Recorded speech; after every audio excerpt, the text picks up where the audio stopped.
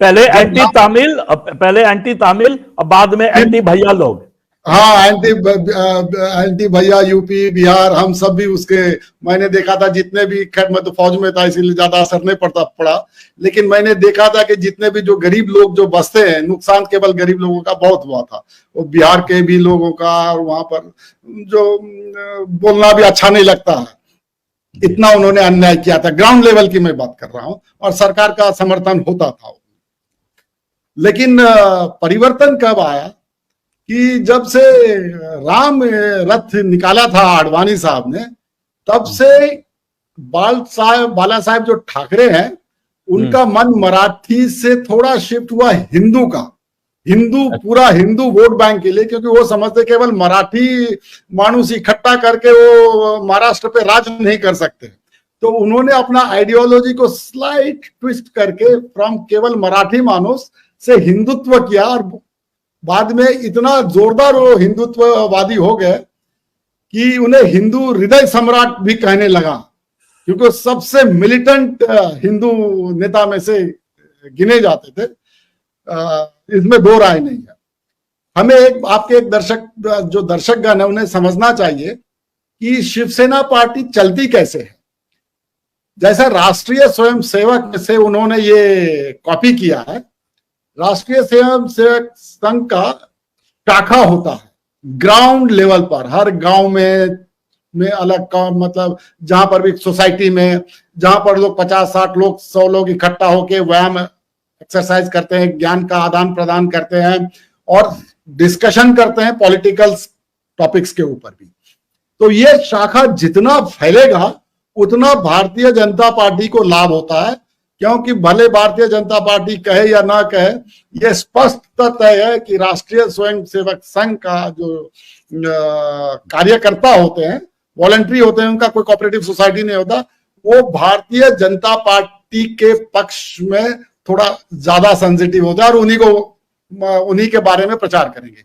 Opposition के बारे में अगर मान लीजिए भारतीय जनता पार्टी से नाराज है, तो भारतीय जनता पार्टी के पक्ष में जरूरी नहीं कि वो प्रचार करे और रुक जाए, वोट ना करे, लेकिन ऑपोजिशन के लिए प्रचार निश्चित तौर से नहीं करते हैं।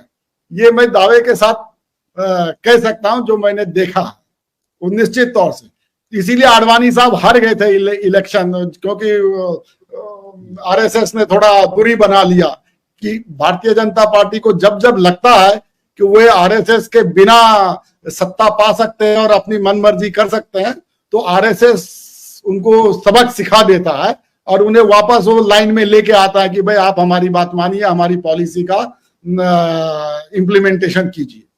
वहीं से सीखा बाला साहेब ठाकरे ने, और उन्होंने मराठियों का भी उसे शिवसेना का शाखा कहते हैं, शाखा प्रमुख, जैसा आरएसएस में होता है ना, वैसे वो भी ग्राउंड लेवल के। वहां पर आरएसएस शाखा प्रमुख जो बीजेपी का होता था और शिवसेना शाखा प्रमुख जो शिवसेना का होता था, मराठी मानुस, उनमें बहुत टकराव होता था शुरुआती फेज में।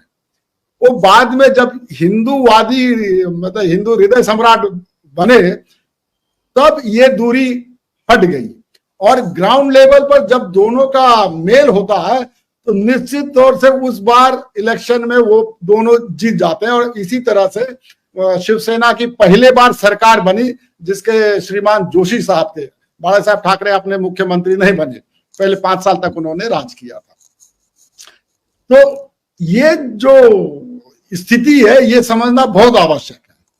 अभी जो शिवसेना में जो दो फैक्शन जो हो गया, बाल ठाकरे, उद्धव ठाकरे वर्सेस शिंदे, उधर से पीछे से राज ठाकरे भी आ गए हैं। तो ये राज ठाकरे का मूल कारण यही है।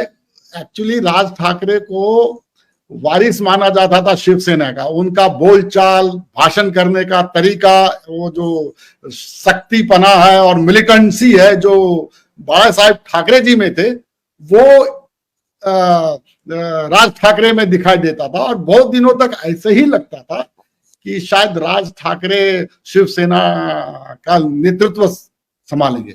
लेकिन हमारे देश में आप जानते ही हैं कि पिता कितना भी आइडियोलॉजी होगा, गद्दी बेटे को ही देके जाता है। तो बड़ा साहब ठाकरे ने भी आखिरी पल में उन्होंने राज ठाकरे, ये उद्धव ठाकरे को दे दिया। और उद्धव ठाकरे उससे पहले उनको कुछ अता पता नहीं था शिवसेना के बाद। वो एक फोटोग्राफर थे और अपना अच्छे फोटोग्राफर में से माने जाते थे। अच्छा। और उनको पॉलिटिक्स से दूरी रखते थे। लेकिन जब अध्यक्ष बना दिया गया, थोड़ी ट्रेनिंग दी फादर ने, तो इनको थोड़ा राज ठाकरे साहब को धक्का लगा और उन्होंने शिवसेना छोड़ के एक MNS बनाया, महाराष्ट्र नवनिर्माण सेना में। शुरुआत में तो उन्हें वोट मिले भी, कुछ MLAs के वोट मिले, लेकिन पिछले इलेक्शन तो मोदी वेव था। पिछले 2 इलेक्शन में पूरी की पूरी तरह से साफ हो गए। उनको MLA का भी कोई लाभ नहीं था और MP का तो दूर की बात ही है। तो अब उन्होंने इस बार देखा, जब असली सेना में और सेना ठाकरे मतलब शिवसेना में और बीजेपी में जब मतभेद हो गया, क्योंकि बीजेपी का कहना था भाई पूरा इलेक्शन आपने मोदी जी के चेहरे पे लड़ा, वोट भी मिला, लेकिन जब सत्ता संभालने की बारी आई तो आप कुछ और बात कहने लगे। आप कहने लगे कि 2.5 साल आपका, 2.5 साल हमारा। ये बात तो हुई नहीं थी। बात तो यही हुई थी कि आपका उप मुख्यमंत्री रहेगा और मुख्यमंत्री फडणवीस साहब ही लेंगे। और मैंने भी ये बहुत बार ये भाषण देखा था टीवी पे, जब ये बात कहते थे कि फडणवीस मुख्यमंत्री है। कभी उन्होंने ये नहीं कहा था कि 50% शिवसेना को देंगे और 50% वो स्वयं लेंगे। तो जब ये बात हुई नहीं 50% टाइम शिवसेना की डिमांड, तो शिवसेना ने इनको छोड़ दिया। और आप जानते ही हैं कि महाराष्ट्र में जो एक्चुअल रूलर जो है वो शरद पवार को माना जाता है। जो एक्चुअल सरकार किसी की भी रहे, लेकिन शासन उन्हीं का होता है। अच्छा, डिफैक्टो वही चलाते हैं, डिफैक्टो वही चलाएगी सर। हाँ, नाम किसी का भी होगा, पूरा प्रशासन हर लेवल का उनका आदमी होता है, उन्हीं की पॉलिसी होती है। भोलानाथ के 2-in-1 बैटरी ऑपरेटेड हार्वेस्टर कम ब्रश कटर के साथ ट्रॉली अतिरिक्त लागत पर उपलब्ध है।